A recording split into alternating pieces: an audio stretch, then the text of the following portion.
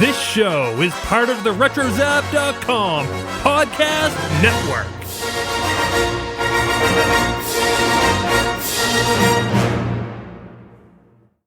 And welcome, everybody, to a Pinky in the Brain episode of the Animaniacs.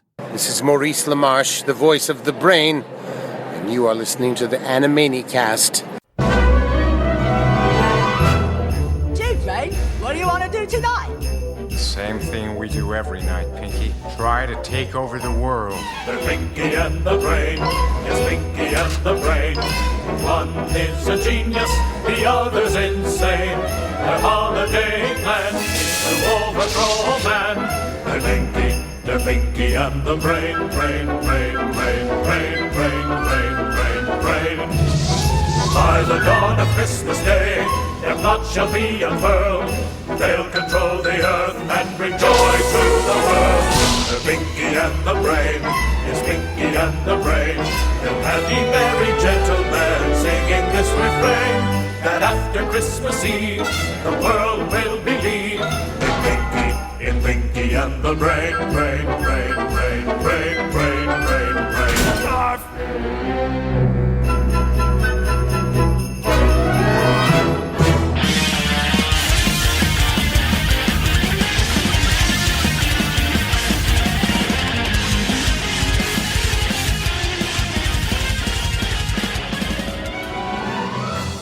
And welcome to the Animaniacs. We are the only podcast that talks exclusively about the animated series, Animaniacs. And right now you're probably asking yourself, what are we going to do tonight? Well, it's the same thing we do every night, or at least every month or so. We try to talk about Pinky and the Brain. We revisit all the cultural references and gags. And of course, in the end, we're going to give this episode a Water Tower rating. I am Joey, and joining me are my two jolly co-hosts in Los Angeles. It's my brother Nathan. Oh, look, a decoy. And across the country in Georgia, it's Kelly. I want to be a dentist. I was wondering if you'd pick up on that little reference right there, Kelly. Oh, yes. Yes, I did. Yes, you did. Well, today we are talking about a very special episode of Pinky and the Brain. We're, of course, talking about the Pinky and the Brain Christmas special, which this is, I think one of the highlights really of the spin-off series for many people. It's a really cool episode, and I'm really excited to talk about it with you two. And if you were to summarize this Pinky and the Brain Christmas special in just a few words, what would you say, Nathan? Santa's in it. Yes, he is. And he's voiced by I forget the actor's name, but he's voiced by the guy who was in the Terminator movies, Earl Bowen. I thought you were going to say Arnold Schwarzenegger. No. And I was like, wow. Who would have known he had that much range? I know. No, he's just the bald guy from Terminator 1, 2, and 3. Yeah, I don't know. Okay, and Kelly, what about you? I thought it was really heartwarming. Yeah, it is. It is definitely has more heart to it than most Pinky the Brains that we've ever watched. That's for sure. Well, Nathan, tell us, when did this Christmas episode of Pinky and the Brain premiere? I'm guessing like Halloween or something, or close to. No, that was our last one. We did that's Halloween right. one. Oh yeah. Sorry, we did the Pinky and the Brain Halloween special or whatever. Now we're doing the Christmas. It's so funny. This one, it came out Wednesday, which was weird because these all come out on Sundays. So I don't know. Wednesday, December 13th, 1995. That was the same week as the movies Sense and Sensibility was released, and Heat and Jumanji. If you I was just watching Sense and Sensibility again the other day. And I hear they're making another Jumanji, or they've just made one, I guess. Yeah, it just came out. Ren and Stimpy just ended its 5th and final season. Yeah, kind of sputtered to an end right there. Yeah, and Christopher Reeve is released from physical rehab after falling from his horse in a riding competition. Wow. Okay, that's the 90s. That's the 90s, everyone. Sense and Sensibility I've never seen, but of course Jumanji. Oh, it's so good. Well, I need to see it, I suppose. Alan Rickman is so good in it. Alan Rickman was good in anything he was in. He's just such an awesome guy. But of course, Jumanji. Yep, just the third. I guess you could say it's the third movie in the series, sort of. Kind of. Connect them all together, sort of. The second one is like nothing to do with the first one. It's somewhat connected in that they mention Robin Williams' character, I guess, right? So yeah, it's sort of connected. I guess. Yeah. I heard the third one, according to Rotten Tomatoes, was not horrible, although I have no interest in seeing it. That's definitely like, I'll see that on Netflix when that comes out. So, whatever. I'm sure it's okay. I don't know. I'll end up seeing it, but I have no expectations. Exactly. Well, hey, that's sometimes the best thing to do. And of course, this episode is coming out right after we've all seen The Rise of Skywalker as well. Ooh, now that one I already have tickets for. Yes, and I do too. And have had tickets for. Yes, Yeah. We'll have to see if Baby Yoda makes an appearance in this one. Of course, let's see. How old would Baby Yoda be? He would be like, like 80, maybe a little, less than 80. So he's like a, teenager Yoda in this one, right? Not even though. Not even. Well, who knows? He's like 2 right now, right? So he'd be like 3, right? But who knows how those Yodas, adapt? Yeah. They could have this giant growth spurt. Yoda. He's too cute, or she. He's mad. We don't know. Well, anyway. Yeah, it could be Baby Yaddle. Why isn't anyone call it Baby Yaddle? We don't talk about that. We don't talk about Yaddle. I mean, like, who do you think I don't Baby even Yoda's know who mom that is? I don't know what you're talking about. It does not exist. Maybe there was no mother or father. It was just all midichlorians and stuff. Exactly. That's what I'm believing. Okay. Well, anyway, back to the Pinky the Brain. We're going to go and talk about this. And let's talk about the first things first. It has a new theme song. And this is pretty cool because not only usually we, when we get these things on Animaniacs or maybe Pinky and the Brain or something like that, they just put snow on top of the theme and that makes it Christmassy, I guess.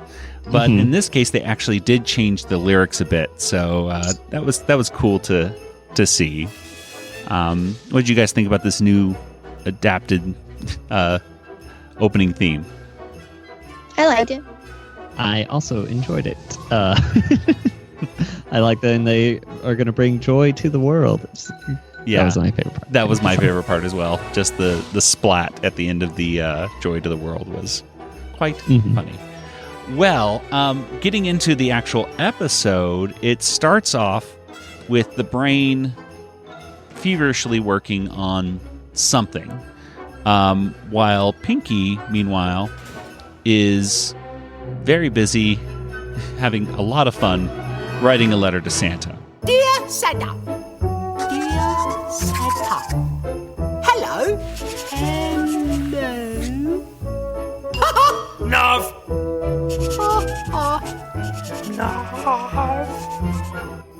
In the middle of Pinky writing his letter, he turns around to who he thinks is the brain, but it's not the brain. It's this doll that Brain snuck behind him. It puts out this hypnotic ray, and the hypnotic messages that Brain gives him start controlling Pinky.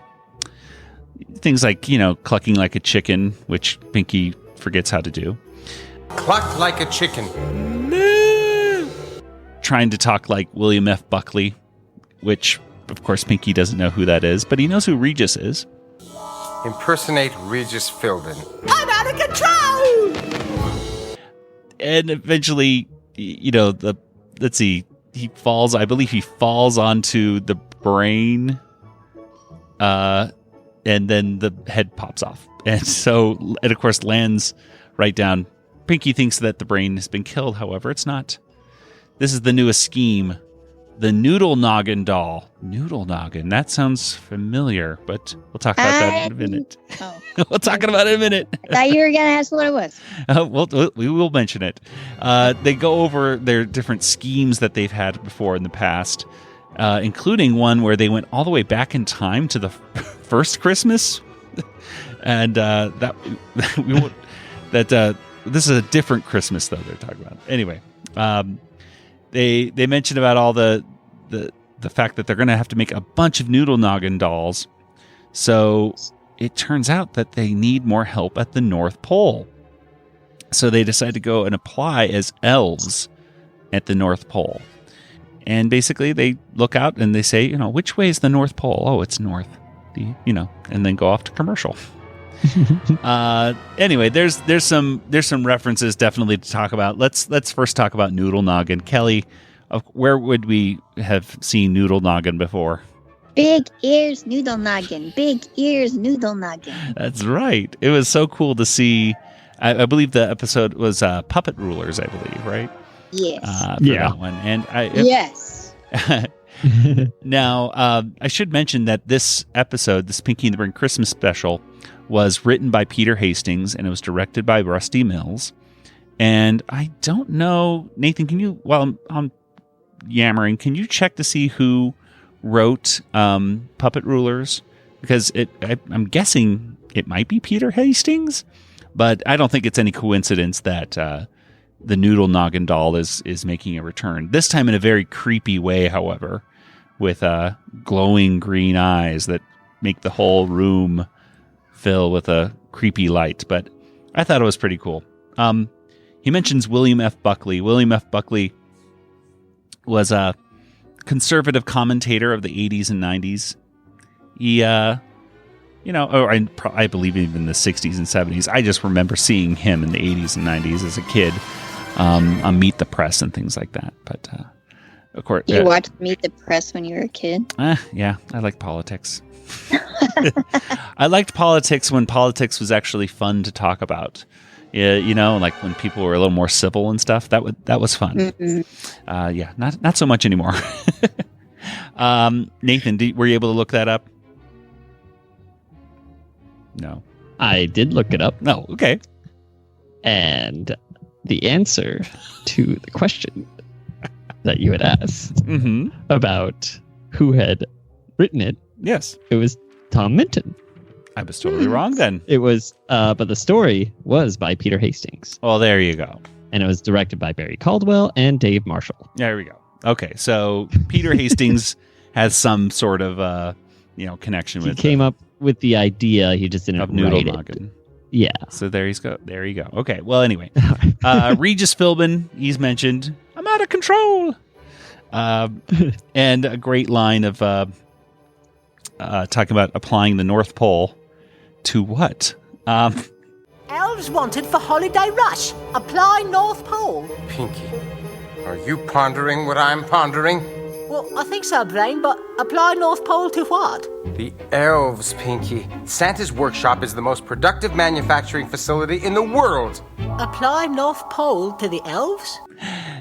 Anyway, and really the only other quick little cultural reference I think I could find was they talked about being popular toys and they were, stuck to the car windshield or the glass, I should say. And that was very much like Garfield toys back in the 80s and 90s. I forgot about those. You had one of those? No, I forgot about them. Oh, yeah. Well, I really wanted them when I was a kid. I think I had a Roger Rabbit version of them, where you had Roger Rabbit suction cups. But yeah, those used to be on so many different cars, and I guess people got rid of them. I'm assuming they are not the safest thing to have in your car. There was probably some accident that was caused because of one of them, and then toy manufacturers decided, let's stop making these and stop getting sued. That would be my guess. Creating blind spots in your car is just that's my guess of how they stopped making those.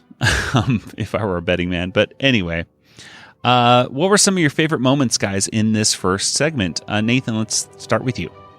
Oh, I really love the line read of the North Pole. That would be help me, brain, and then they both say north at the same time, but not quite. It's just the timing is so perfect on Pinky, like trying to say it at the same time as Brain, but North Pole, right, Brain?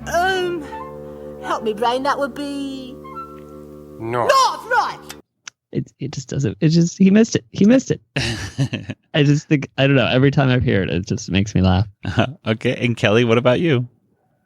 I liked seeing Noodlenoggin again.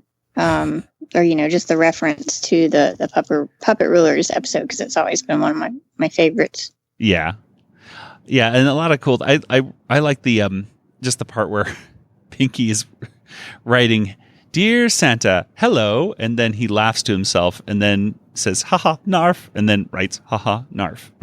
I like that too. Yes, it's. I don't know. This is an episode I've seen a few times now in the review of this, and actually last year I should mention, I even reviewed this episode last year on the Advent Calendar podcast with the folks over there. And the Advent Calendar podcast, everybody, is a great podcast to listen to. Definitely in December, and they even go into February as well.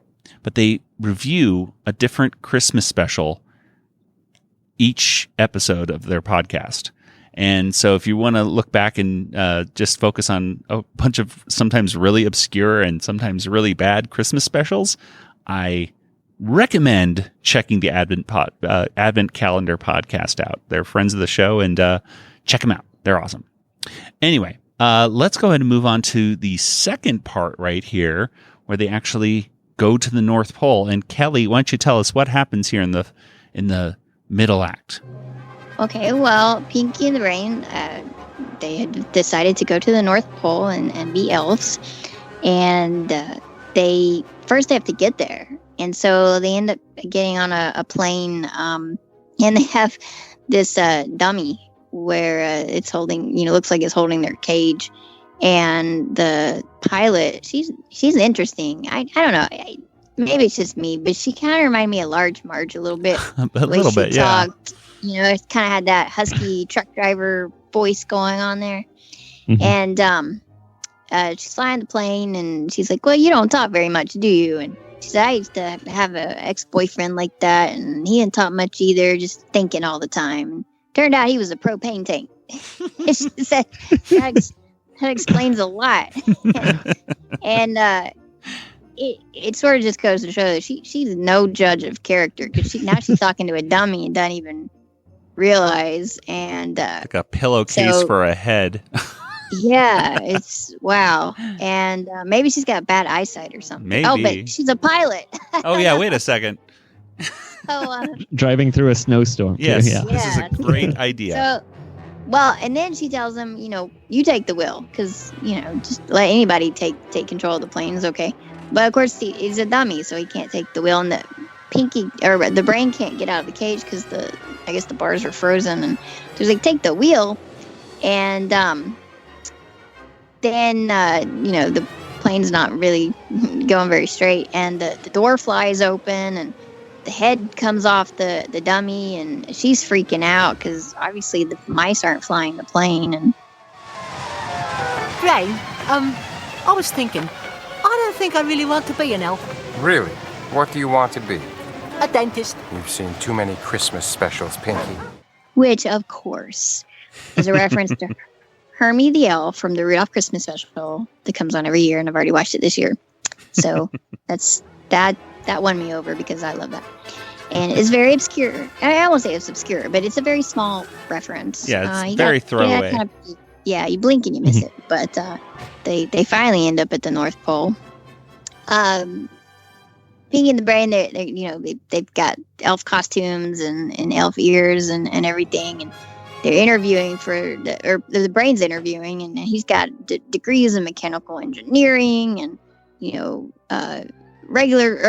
mechanical design and electrical engineering and like all these things, and the elf's like, "Oh, you're gonna be in the mailroom," and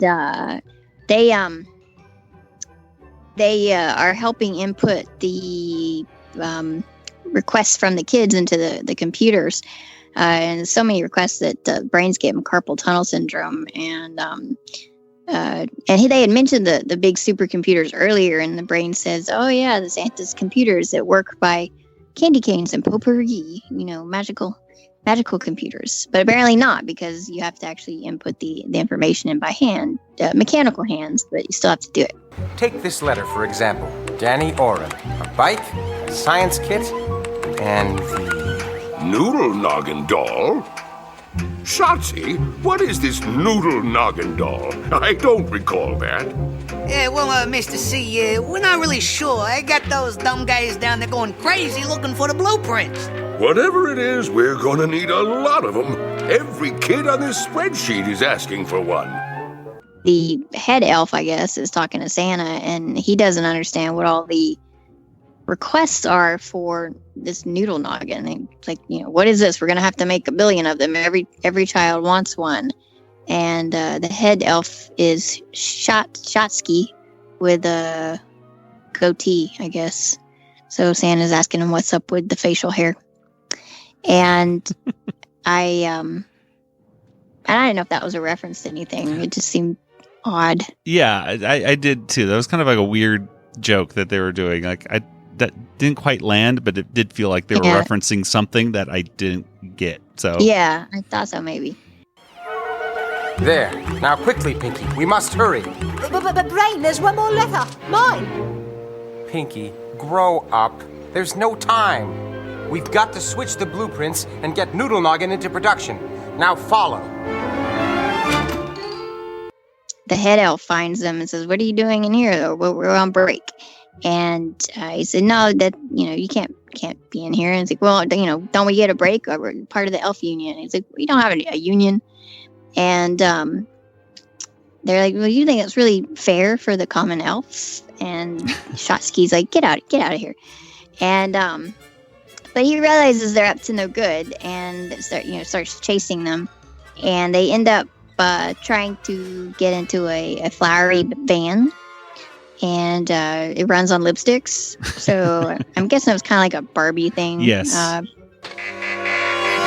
Barbie's go-go van! I can't start it. What's under the hood? Lipstick. And then they try to get in a truck that's moving at the pace of a crawl. Come on, Mama. And then they get in a little red Corvette-looking, convertible, I guess. It kind of reminded me of... Well, Gizmo was in a pink Barbie car. It still kind of reminded me of Gizmo in the Gremlins movie, driving a little car. And... which he was wearing a Santa hat at that time, and it is a Christmas movie. So, okay, it's true. Gremlins is a Christmas movie. Because Gremlins is a Christmas movie. So, but the car crashes, and it has airbags, which I was really amazed by. And so then the quality stuff at the North Pole. That is some good safety. Toy. So then the head elf grabs them out of the car. And yes, they've been captured, and I think they say that they're Canadian elves, and that doesn't work. So anyway, You guys aren't real elves, are you? Of course we are. We're just Canadian elves, trying to blend in, eh? Yeah, Canadian. Well, you failed. Let's talk about a few little references. First of all, that I didn't notice this until today, that the pilot is named, the woman pilot I should mention is named Dave Burrell. So a very feminine name for that weird pilot. But they mentioned that Pinky mentions, I'm surprised, he mentions that Brain looks like a young Sigmund Freud, which, wow, Pinky, I'm amazed that you even know who Sigmund Freud is, let alone what he looks like. Probably thinks it's someone else. Yeah, so. Exactly. Well, and of course, the Brain says he's considers himself Jungian, which of course is Carl Jung, which two different, if you take psychology in college, you learn all about Freudianism, Mm-hmm. I don't know, versus Jungian. What? This is ridiculous. I took psychology. I don't even remember what it is. Anyway, the Donner. These are definitely jokes that like little kids would get. Oh yeah, totally. Absolutely. The Donner Party is referenced. Look, Brain, the reindeers are inviting elves to join them for a party at Donner's house. Somehow the idea of joining the Donner Party is unappealing. And I thought they were going to do a reindeer games reference, but no, they're referencing the Donner Party, which doesn't sound... It's even darker. Yes, exactly, which of course is where some folks, I think this was like back in like the Oregon Trail days, got stuck in a blizzard and had to resort to cannibalism. If they'd only known how much of a pop culture reference they'd be someday. Exactly. Oh, they'd be so proud of themselves. Okay, well, anyway, that's pretty much does it, I think, for the references to stuff. But Nathan, Kelly, what were some of your favorite moments? Let's start with you, Nathan, again. What were some moments that stood out? The pilot was hilarious. Just saying that she misses her boyfriend even after she realized he was a propane tank. Look, she just needed somebody who didn't talk that much. She just, someone who listens. Guess so. Which is a good thing to have. Yeah. Don't talk much, do you? Yeah, had a boyfriend like you once. Always thinking. Real quiet. Turned out he was actually a propane tank, which explained a lot. I miss him. And I feel like Brain is doing an impersonation of Regis Philbin when he's driving the car and he says, "I don't have control." So similar to... Oh, gosh. Maybe. I mean, it must be. It's a callback. That's right. It's a callback.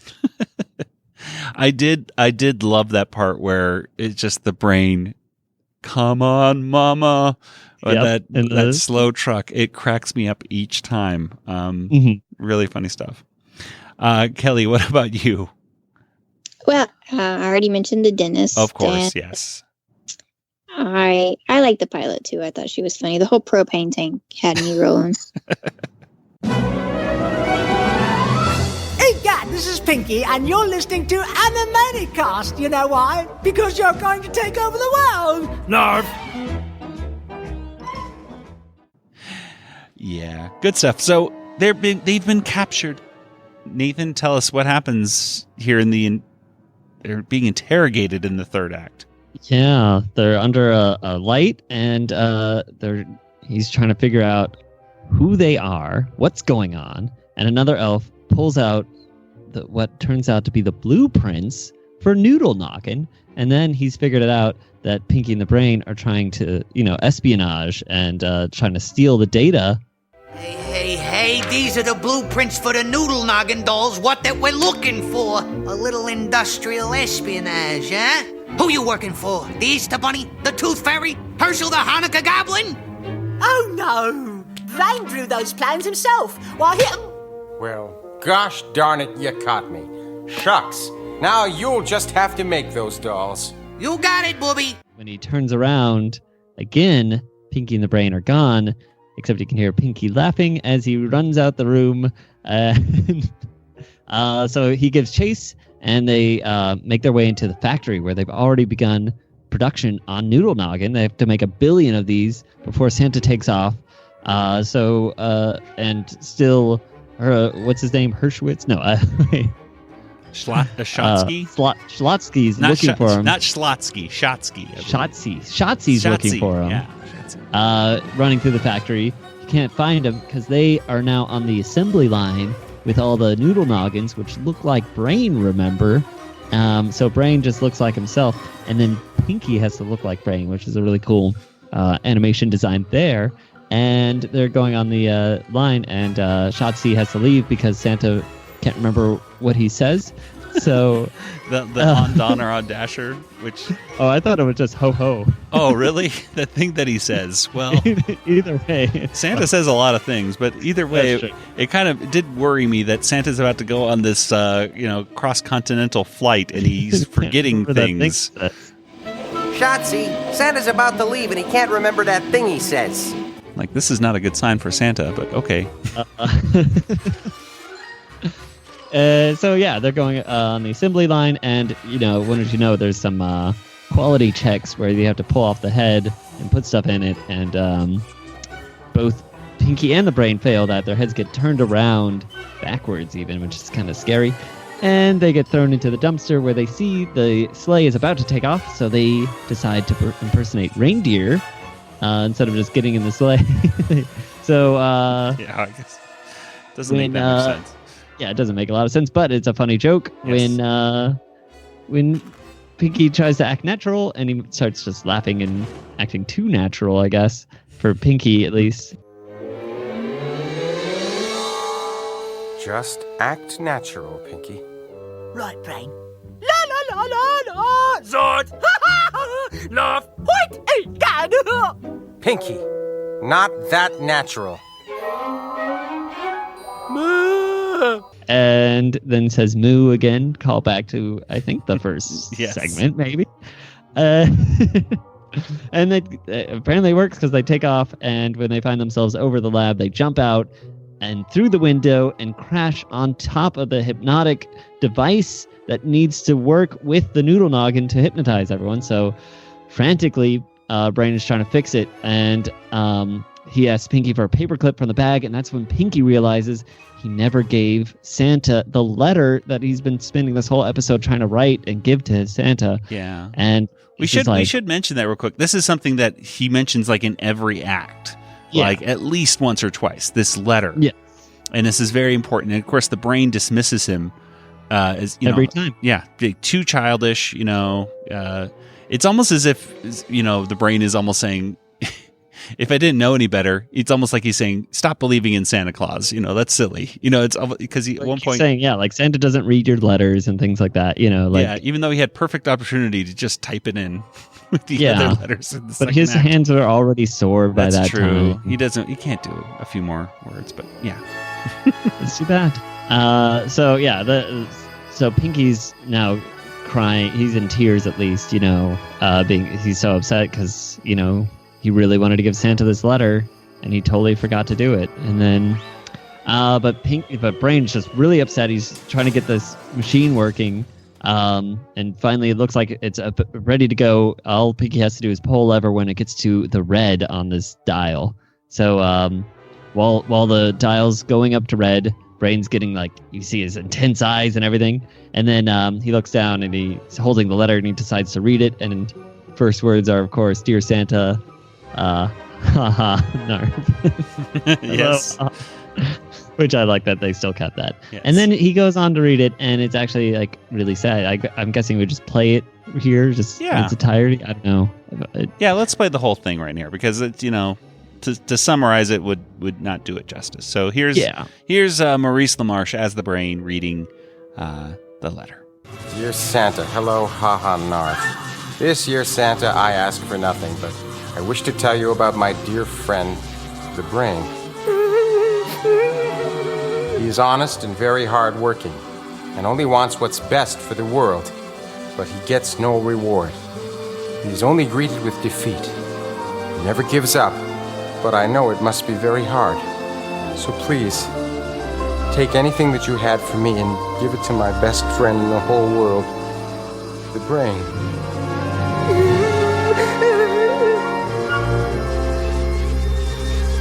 Love, Pinky. P.S. By any chance do you have in that big old bag of yours the world?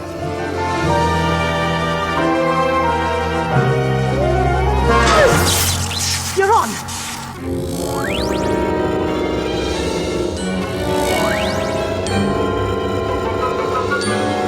Hey, look at that. You're on, Brain!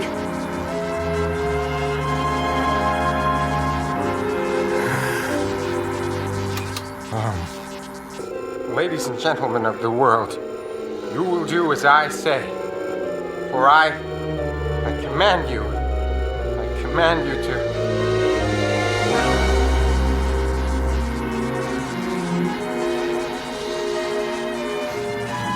Have a Merry Christmas, everyone. Have a Merry, Merry Christmas. Joy to the world. Yes. He ends up smashing the machines after telling everyone to have a Merry Christmas, and he's still, crying and everything. And you cut back to everyone, and they're sticking their head out the window saying Merry Christmas in all sorts of languages, except Bill Clinton can't seem to open the window. Poor guy. And he says, Merry Christmas. Good Clinton impression. Thank you. Merry Christmas. And yeah, it's very nice.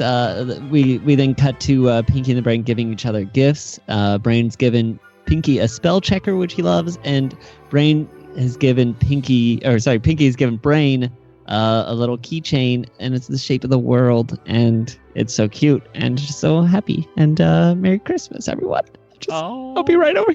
Oh, poor Nathan. He's got ticket time out. Well, there's really, I'm trying to think of any kind of little references. There are a few in this little part. He mentions Herschel the Hanukkah Goblin, which is a book, I believe, called Herschel and the Hanukkah Goblins. And it's like it's a little kid's book. I have not read it myself, but it is a book. Perhaps that is what they are referencing, or it's just a funny thing to say. Herschel and Hanukkah and goblins. Yeah, sure. Why not? Tooth fairies, and why not Hanukkah goblins? When Pinky does look like the Brain, he really looks, I think, extra like caricatures I've seen of Tom Minton, who, of course, is one of the inspirations for the Brain. That might not be intentional, but he just really looked like him. But I think probably the biggest cultural references that you may have seen in this is when they go into the White House and they show the Clintons all opening up presents. And, of course, Clinton really likes that Noodlenoggin, which, go figure, especially if he liked him as a little kid, would make sense. But he was very happy to see a Noodlenoggin doll.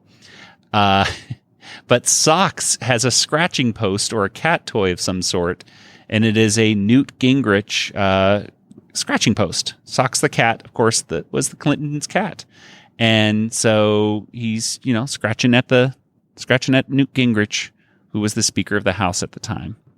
And as we know, history repeats itself. Speakers of the House don't often get along with the president, especially when they're of opposite parties.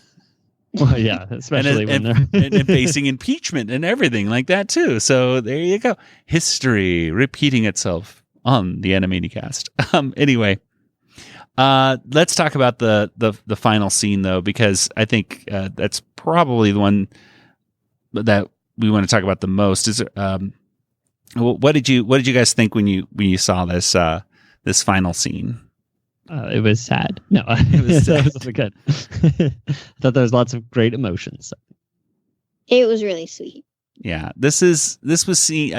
I believe Maurice LaMarche, in his panel audio way back when we were first starting at Phoenix Comic Con, said that this was one of his favorite moments ever of Pinky and the Brain, and you could really tell that it wasn't really acting at this point. They were really. I could see them. I could see Rob Paulson and Maurice LaMarche in my head in the recording studio, tearing up in my mind for this scene. It was just so beautifully written, and it's just a weird combination of Pinky crying and trying not to cry.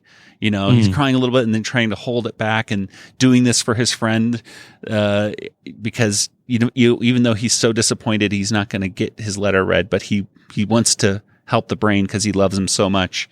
And then the Brain stressing, and like you were saying, Nathan, the eyeballs of Brain just getting big, and the anticipation and the anxiety is building. Are they going to be able to do this? Mm-hmm. And they do. I mean, this is like one of the few moments in the show where the Brain could have took over the world. He had them. He had everybody. And it was for a conscious decision that he made to give it up. Because he always wants what's best for the world, as Pinky put. Of course. And then just really, and to end with the Brain getting the world on a keychain was just the perfect little, cherry on top to this. Just really fantastic. Really fantastic. Anyway, is there any other things right here that you guys would like to mention before we wrap up this episode? Pinky looks like the dog from The Grinch when he's reindeer. He does. He looks like Max. Both they look like Max the dog. Yeah, The Grinch. And Kelly, cute. What about you? I don't have anything extra to say. All right. Well, in that case, let's go ahead and get to our Water Tower rating.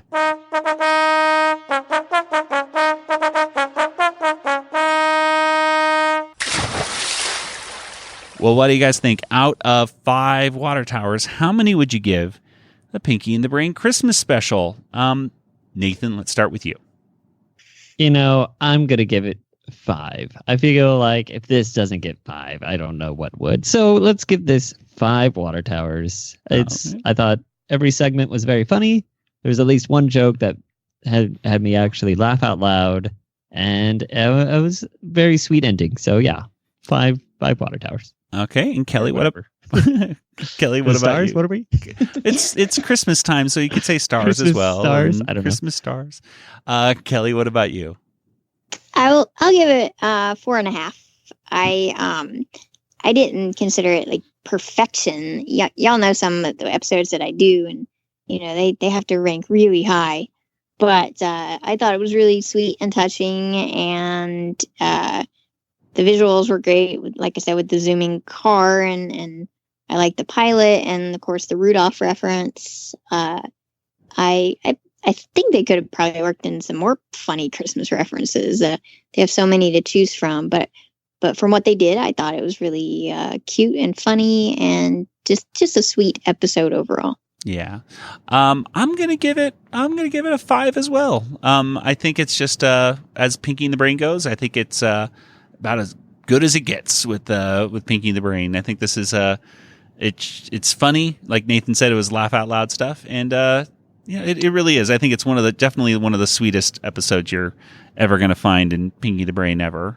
It really just kind of showcases their relationship, that how close they are, and how much they care about each other. Even the Brain, who can just say, Pinky, so it drives me nuts.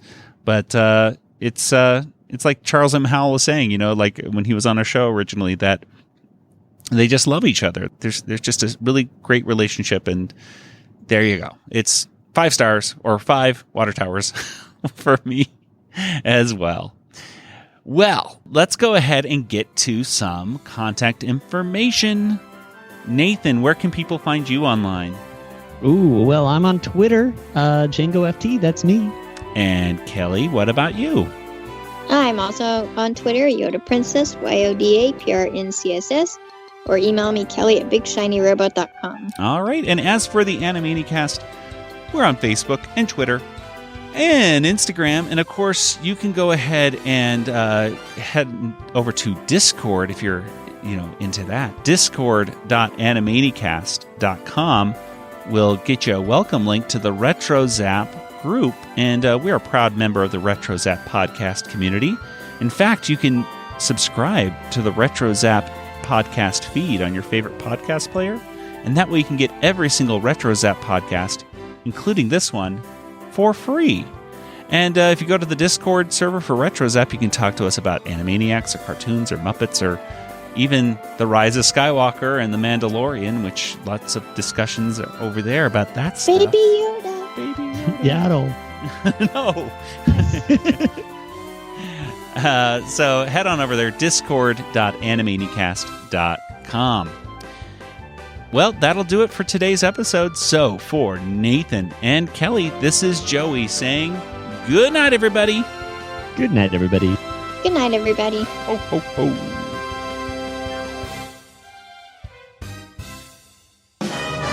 This podcast is not endorsed by Warner Brothers or Amblin Entertainment and is intended for entertainment and information purposes only. Animaniacs, Tiny Toon Adventures, Freakazoid, the Warner Brothers logo, all names, pictures, and sounds are registered trademarks and/or copyrights of their respective trademark and copyright holders. All original content of this podcast is the intellectual property of the Animaniacast unless otherwise indicated. My plan, Pinky, is to get a Noodlenoggin doll into every home on the planet. And then, on Christmas Day, we broadcast my hypnotic suggestion to the world. Impersonate Regis Philbin!